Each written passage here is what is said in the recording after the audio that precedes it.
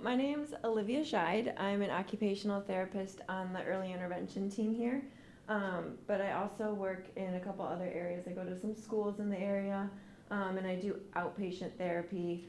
I would say about 80%, it fluctuates, but about 80% of my caseload is kids primarily, all the way from, birth to 3 in early intervention, or I see high schoolers in high school. So I have kind of the whole range of kids and adults. But a lot of the kids that I work with have some type of sensory dysregulation or something like that. So I do have a lot of experience working with and trial and error different sensory systems and different sensory strategies. So that's what we're going to talk a little bit about today. I'll give an overview of like what our sensory system is, what sensory processing disorder looks like, and then some different practical strategies we can use to help regulate kids that might be a little bit disorganized in their sensory system. So first slide, I guess you guys have the note page if you want to keep track with me, but just an overview of what sensory processing is and how we process, different information around us. And basically, it's just how our nervous system is experiencing our environment. So anything from like the lights to the sound, the temperature of the environment, our nervous system is constantly getting signals from our different senses, and it can change very quickly depending on, room to room, whatever your immediate environment is at that given moment. All kids and adults have sensory systems and can have different sensory preferences. So if you have like a sensory quirk or something like that, it doesn't automatically mean you have a sensory processing disorder or that there's a quote unquote problem. I always give examples to parents like, I was a really picky eater when I was a kid. I was super sensitive to different types of tastes and smells. I was also very sensitive to touch. I hated the seams on my socks. So when I was a kid, I always had to put my socks inside out. I didn't have sensory processing disorder, but I definitely had some sensory quirks. And that's okay. It only becomes a problem when it starts to interfere with like your daily routines and activities. So for some kids, that means their sleep is really disrupted. They can't sleep. For some kids in the school age world, it means that they can't focus in school, or they have to leave the classroom repetitively, which means they're not getting all the content they need. So when it starts to become problematic in their daily routines, they can't go to school, they can't sleep, things like that, they can't eat, they're not gaining weight because they're such a picky eater, stuff like that. That's when we're starting to think, okay, maybe it's more than a quirk. Maybe it's a disorder. So sensory processing disorder occurs when the sensory signals can't organize themselves into an appropriate response. So an appropriate response, my tag is really itchy, that bothers me, I'm gonna move it around a little bit. An inappropriate response, my shirt is the wrong type of cotton, I can't do anything when I'm wearing this shirt because all I can think about is my shirt is touching my skin right now. So appropriate versus inappropriate. There's an OT that specializes in sensory processing disorder. Her name is Jane Ayers, and she's the one that came up with sensory integration approach or sensory integration theory. And she coined the term neurological traffic jam. So kind of thinking of our nervous system as a roadway, there's all these pathways that lead from the outside of our body all the way to our central nervous system, which is like your brain, your spinal cord, things like that. If things are getting misinterpreted along that pathway, that's when we're going to get sensory processing disorder. It can be one of our senses, so it can only occur in like your sight, or it can occur in multiple senses. So you could be really sensitive to lights, so visual stimuli, or and your hearing and your touch. Like it can affect all the senses or just one, if that makes sense. Some ways that this might present in a child or an adult, they might seem extra clumsy You might notice behavioral outbursts or behavioral responses. Sometimes we call those sensory meltdowns. They might have more anxiety, depression. They might not be performing as well in school. Their grades might show that. Because of this, you might notice a lot of those can be in other diagnoses. So it can be hard to diagnose sometimes. There's not like one test that can diagnose sensory processing disorder. It's often misdiagnosed as ADHD.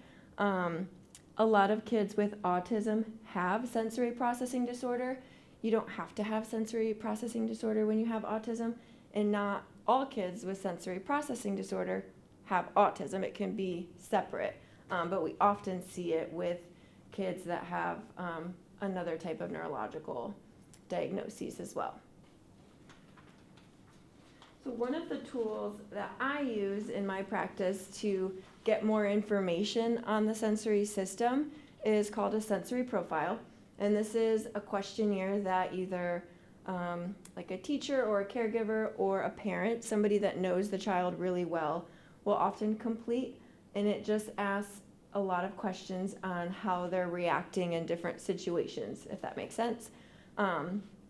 It takes all this information, scores it, and then it compares it to how other kids their same age are reacting to sensory input as well. So it gives us quadrants. The first information it gives us is 4 quadrants: seeking, avoiding, sensitivity, and registration. So sensory seeking is the degree to which a child obtains their sensory information.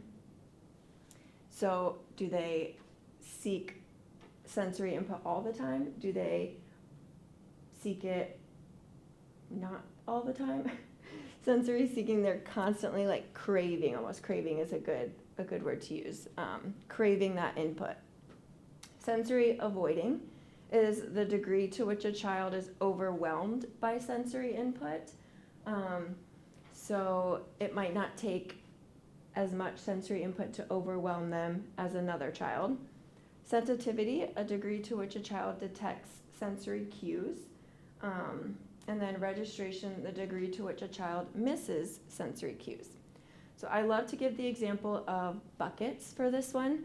If you think of buckets, whether you're using it for work or play, like sand buckets, things like that, they all come in different sizes. So a child that is seeking a lot of sensory input might have a really large bucket, and it's going to take a lot of input to fill their bucket. It might feel like their bucket is never getting full, so they constantly have to move, they constantly have to touch different textures, they constantly have to get more. A child that has a really small bucket might get overwhelmed easily because one drop in their bucket is overflowing it. So I hear one sound and I'm immediately covering my ears because my bucket's full. That's all I can take.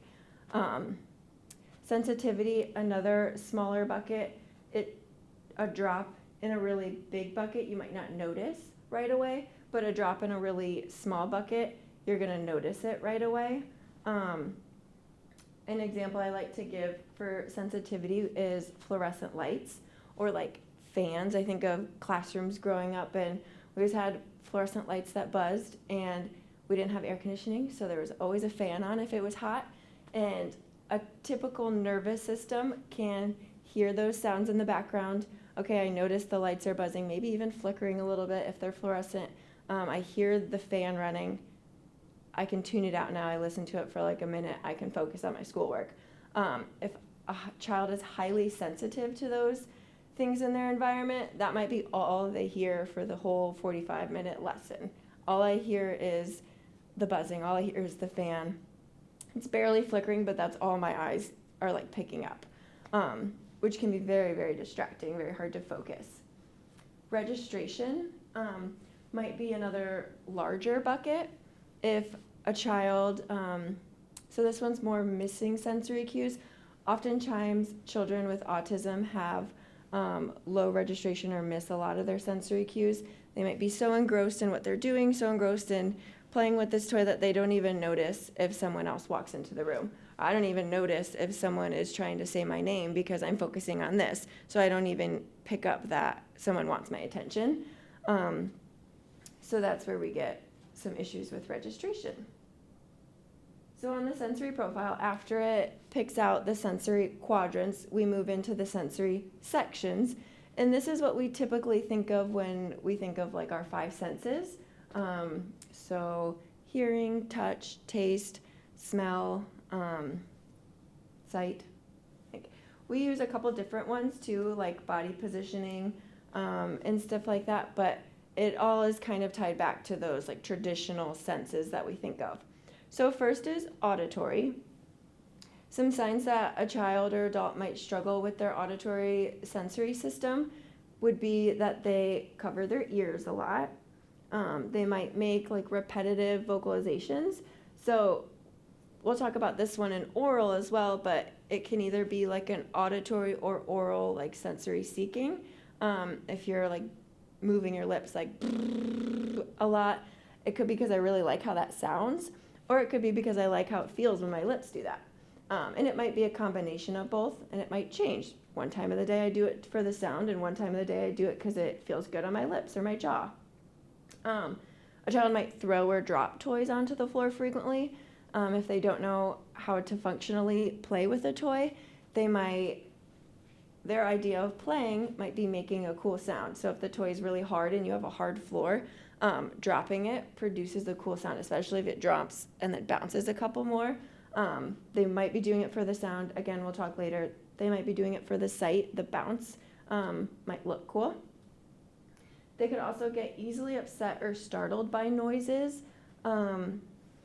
Things that don't come with a warning, like fire sirens, like a tornado siren. If they're in a school system where there's like a fire drill that comes out of nowhere, things like that can be really startling, especially if you're already sensitive to the quiet noises. Having that really loud noise can oftentimes scare them. They might start crying, things like that.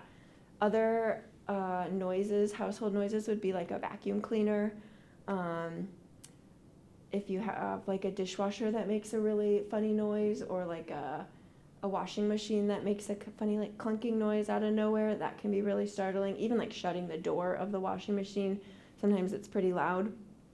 So one of the strategies that I use with little kids, and I know some adults that use them as well, as noise canceling headphones, typically over the ear headphones. They can really muffle or cancel out all the sound. That's easier to use for predictable sounds. If you're going to be at a parade, if you're going to be, that there's like a fire drill coming, it's easy to prevent the startling if you put the noise canceling headphones on. Things like a fire truck driving by your house is not as easy to predict. You never know when there's going to be loud sirens on the street. But things like that, you have to vacuum.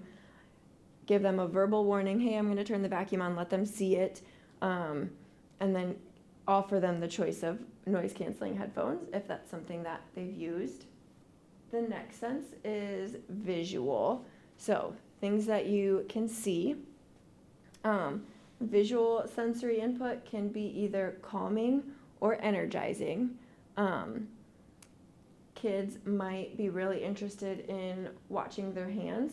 So if a kid, we call it like stimming, if a kid flaps their hands or moves their hands or like looks at their hands a lot, that can be really calming visually for them.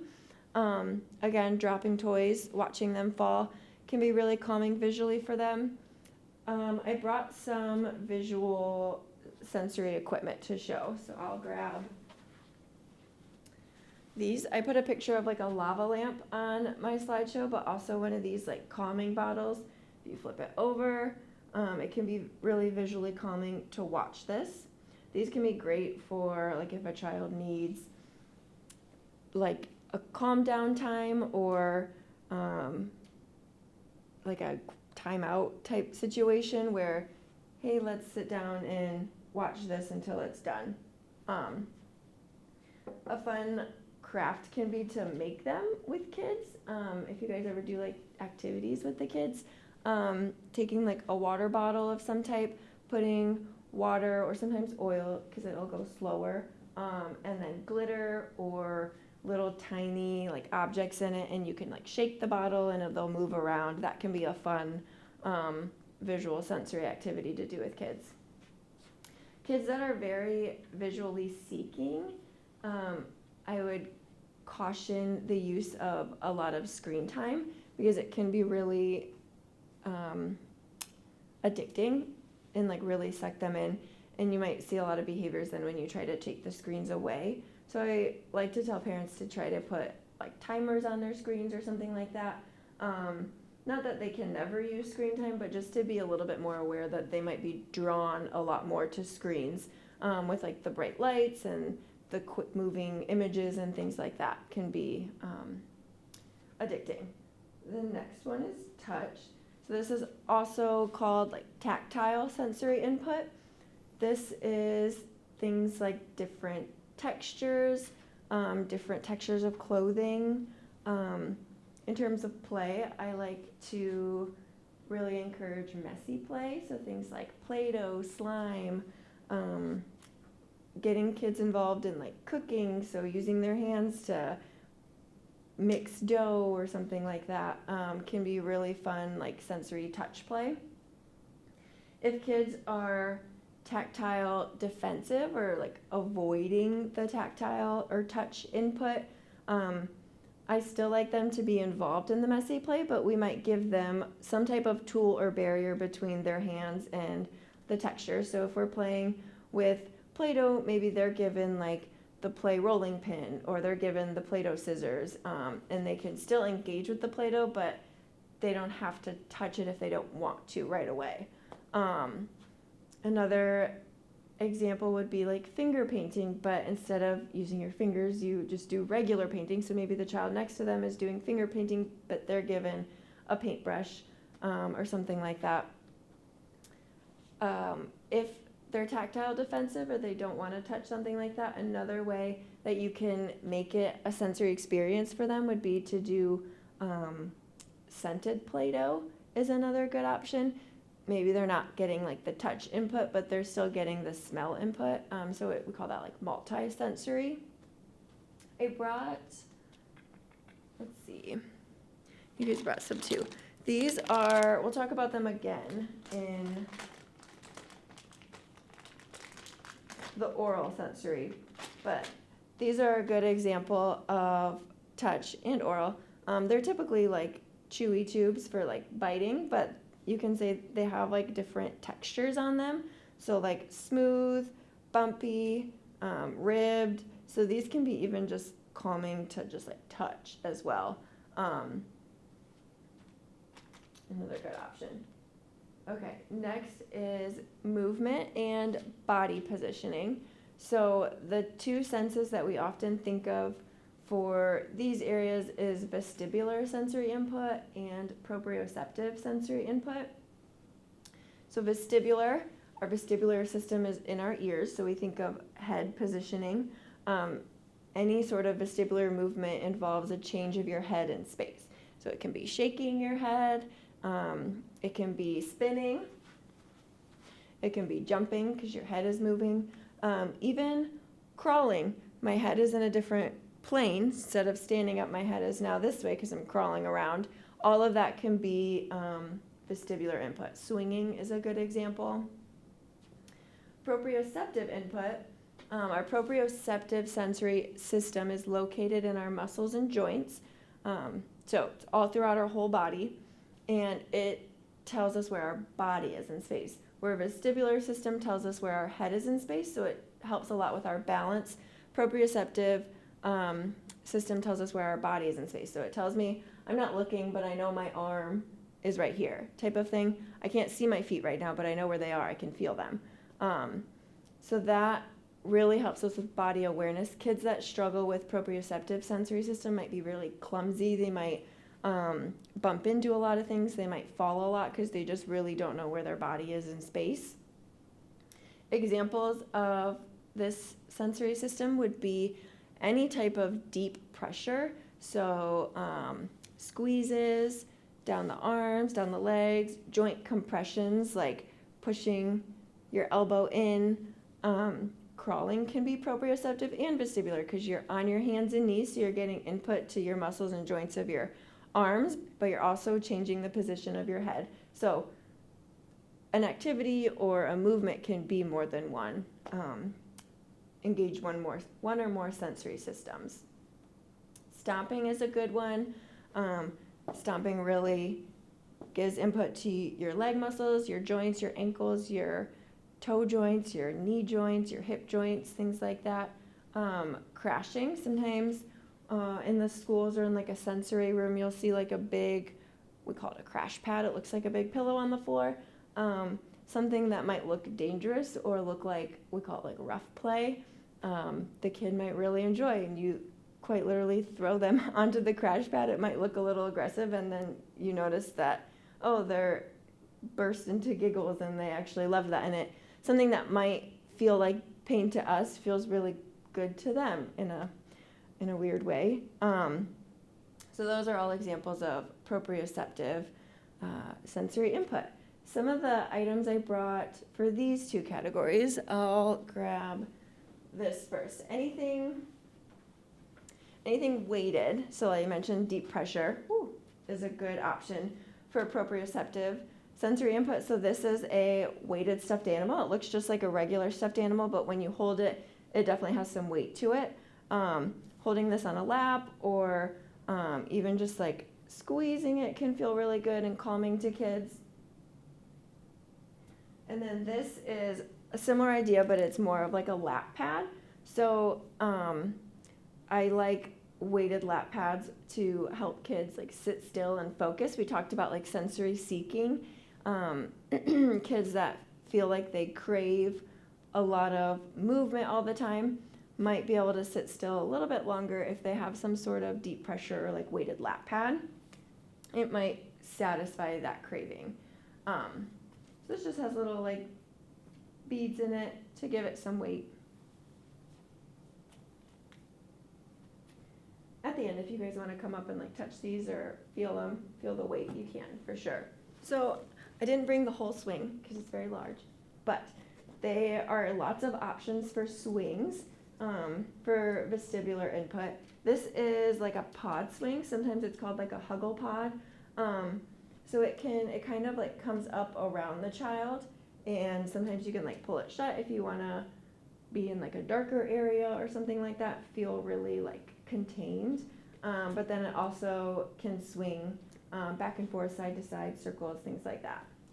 There's other types of swings too, like a saucer swing. It's just like a flat circle or like square positioning. So that would be open on the sides, but they still get the swinging motion as well. These two are really good as well. This is called a sit and spin. A lot of kids use these when they're like 2 or 3-ish. They sit here and then they use their arms to like pull themselves, and it spins. This one, they get a little bit of proprioceptive input too because their arms have to do some work. So the muscles of their arms are also getting input. Exercise balls are another great option, vestibular and proprioceptive. Your head is jumping up and down. Your legs are pushing off the ground to propel you and to jump. This is one option for kids where they can hold on, which is fun. I also love peanut balls. There's a picture on another slide later that I'll show you, and we'll talk a little bit more about them. Okay, oral. So I showed the chewy tubes earlier, but oral sensory input is anything in and around the mouth. It can also include smell. So sometimes when kids are picky eaters, our first thought can be like the texture of food, but sometimes the smell of food can really impact a child's aversion to a certain food. It can also sometimes be confused for proprioceptive sensory input. There's a difference between a kid that likes to explore toys by putting them in his mouth. That's a proper part of like the developmental sequence, exploring their environment through mouthing items, versus what it looks like when a kid is always having something in their mouth and like chewing on it. If they're chewing on it, that makes me think, do they like the taste of it or the feel of it in their mouth, or are they getting input to their jaw? So don't forget, our jaw has muscles, and our jaw is a joint. It's a hinge joint. So biting can sometimes be like a sensory seeking. Chewing on things can be sensory seeking for the proprioceptive system, because they're getting input to the muscles in the joint there. Some ways to get sensory input: these chewy tubes are great, but I like to trial things that are already supposed to be in the mouth first. So think food, and like toothbrushes. Electric toothbrushes are a great way to get like extra input in your routine.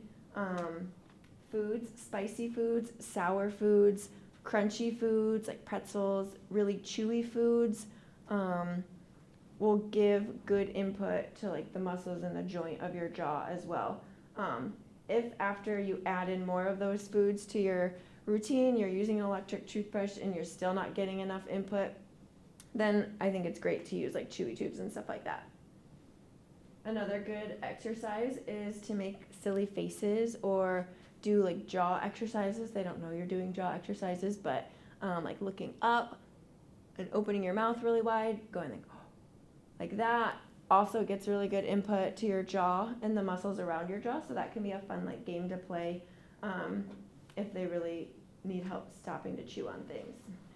So I just threw a lot of sensory like strategies, I guess, and sensory system information at you. So knowing like what to do with all of that is also really helpful. So not all of the sensory input is created equal. We have some input that is really calming, and then some input that is really energizing. And being able to read a child's cues and kind of know like what they need at that moment can be really powerful. So some of the things that are considered calming, or you might also hear like organizing or regulating, would be like slow rocking, deep pressure, slow visual stimuli. So you showed this earlier, that can be calming, and slower like, swinging. At the bottom of your screen, there's an image of a peanut ball, and it looks just like an exercise ball. It's the same material, but it looks like a peanut. So there's a dip in the middle, and that can be great for calming. I would put the kid on their belly and let them roll back and forth over it. So they're getting deep pressure from putting their body weight on the ball, also getting that slow rocking. That can be calming. Energizing, I would have the kids straddle the peanut ball like a horse and bounce on it and pretend like they're riding a horse, and that would be more energizing. So if you notice a kid is really like low energy or lethargic and you want to do an activity with them, sometimes I'll have them straddle a peanut ball and put a puzzle in front of them so they can bounce, and then when they're done bouncing, that puzzle's there, they can do the puzzle. If a kid's really upset, again, throw them on their belly. Steamrolling is fun. Sometimes if a kid like lays on their belly or back, I'll take a peanut ball or like a textured ball and like roll it over their legs. Obviously just important to avoid the face, avoid like the lungs, the diaphragm area, so we're not making it harder for them to breathe. Calming, so compression can be calming along the lines of deep pressure. Compression can definitely come into play, compression and weight. So they make two different types of vests. This is a compression vest. It's adjustable by the straps, and the sides of it are adjustable to make it tighter or looser for different sizes of children. It's kind of like that like neoprene material. It has like a little bit of stretch, but not a ton of stretch, but it's soft and comfortable. This kind of just acts like a hug for the kid. It gives them a little bit more like constant pressure. I don't like kids to sleep in these. I don't like them to nap in them. But it can be a really good tool for helping them like while they're play, kind of calm them down throughout the day. I like to use these. I always recommend having like a professional or someone that's trained in use of things if they're going to be constrictive, I guess. The child should always be able to take it off if they need to. And the child should never be alone with like a vest or something like that on. They should always be under supervision of an adult. This one can also be weighted, so there's little pockets in the inside. It's hard to see, but you can put like little bean bags in the pockets to make it a weighted and compression vest. Other weighted options, I mentioned the stuffed animal, but there's also weighted blankets. Those can be a good option. I don't like them to be over like 10 to 20% of the child's body weight. So sometimes, a lot of times, really we don't like to use them under kids under the age of 3, because they don't make them that small. That's where I like the lap pads a little bit better, because they're already small enough for little bodies, but easy enough if they want to, they can push it off. Always make sure that whatever it is, if it's weighted, that they can get it off themselves if they need to. Another compression idea, there's a picture of it on the movement and body positioning slide, is called a compression sheet. So this is kind of like a circle. It encircles the whole mattress, and it is just more of like a fitted sheet. So it'd be like the child's laying under the fitted sheet instead of on top of the fitted sheet. If a child's struggling to stay asleep or fall asleep, that can be a good option, a different option than like a weighted blanket to try. Different areas or places to buy sensory equipment or sensory toys. Amazon's a great one. Tons of resources. Everybody knows about Amazon. And then another really good option, a little bit pricier. Sometimes I look on the website called Fun and Function first, and see what they have to offer. Their website is a really good resource because you can filter by diagnosis, you can filter by concern, or like sensory system, and it'll pull up a bunch of different ideas and equipment that could be used or helpful for that diagnosis or area of concern. Fun and Function has a page on Amazon, so then sometimes I'll go to Amazon and buy it off of Amazon, but Fun and Function has like catalogs you can look through and things like that, and it's a good place to at least get ideas for different equipment. Let's see, some of the stuff I haven't talked about up here. This is a vibrating pillow. So we have a couple different styles in our lending library right now, but this is the one that's not lent out. So inside the pillow it just has like this little disc that's like, it has a push switch, and you put your batteries in it, you turn it on, you shove it inside your pillow, and then when the kid goes and squeezes the pillow, it vibrates when they're squeezing it because it's activating that switch. When they let go, it stops vibrating. So this can be a good way to give a little bit of different type of proprioceptive input to kids, or even tactile, because it's got like a little bit of a different texture on the pillow, and it's really soft. So that can be a fun one. These are fun. Visually, it has like a little loop, so you can kind of like punch it. These kind of shake and interesting to look at. You can squeeze it if you're stressed, pull it, things like that. So a couple different sensory systems. Another fun, like fidgety toy. Fidgets can be really calming. Okay, I think I touched on all of the equipment here. Do you guys have any questions or comments or like examples from the house or things that you're wondering if would be helpful or anything you want to work through? I was talking to people just to get a better idea of like what the respite house is, and I know you guys get kids that sleep there a lot. So I know like different sensory equipment can be good for for sleep, or just taking like the calming sensory input and trying to put that in before bedtime or things like that to help them get ready for sleep. A projector, like a white noise machine with like a star projector can be really fun. You have one? Good. Yeah. So that can be really calming. Again, visual stimuli, they can watch the slow movement of the stars. They're getting the auditory calming music to help calm them down and relax them. So that, I love those for kids that need help sleeping. I also gave you guys one of these, it's Therapy Street for Kids. There we go.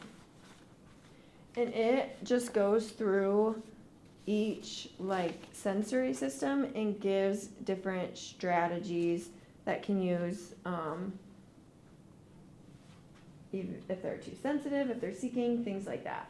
So this can be a really good resource. I know there's like a lot of information on it, so maybe don't read it, front to back right now, but keep it as like a resource in the house, even to refer back to if needed. There's one last thing I'll touch on. I touched on it at the beginning, like sensory dysregulation can show up as behavioral concerns or like behavioral outbursts or sensory meltdowns. You might hear that. I feel like that word's thrown out a lot, sensory meltdowns. So I think it's important to be able to kind of recognize the difference between like a behavioral outburst and like a sensory outburst, or a temper tantrum and a sensory meltdown. And I always like to ask the caregiver or the parent to pay attention to what happens right before the meltdown or the temper tantrum. If it seems unprovoked and it comes out of nowhere, I hear the word random a lot, they'll just randomly burst into tears and things like that. That kind of clues me in, maybe it's more sensory related. If it's a tantrum and the child is told no and they just really won't stop throwing their tantrum, but as soon as you give them the object that they wanted, or let them do what they were told no, they can turn it off right away. That's more age appropriate for toddlers, just regular temper tantrum. Sensory meltdowns, once they're set off, it can be a lot harder to bring them out of it or calm them down. And it can be different every day, which is why it feels random, thinking back to those buckets. Maybe yesterday my bucket was a lot more empty, so that siren didn't bother me, but today my bucket's really full and the lights are buzzing, and then I hear a siren and that was just too much. Like, it sent me over the edge. So it feels random, and you're like, well, yesterday it didn't bother you, but it can, depend on the day and where their threshold is for the day. If you think a child is having a sensory meltdown, I always recommend decreasing like the sensory input. So if you can turn the lights a little bit lower, if you can put them in a room where there's less toys or less visual stimuli or less noise, if there's multiple children in the house and some of them are screaming and playing and having a good time, removing them from them and letting them calm down in a quieter space with less sensory input can help them come out of it a little bit quicker, and it helps prevent them from keep getting set off again. Does that make sense? Well, I'm here, so if you guys ever have questions, I can leave my email or phone number with someone, and feel free to reach out if there's ever like a very specific situation, or like, hey, how would you handle this, or I'm thinking about using this, do you think that would be a good idea, or stuff like that. And yeah, I'd love to help. I love sensory stuff.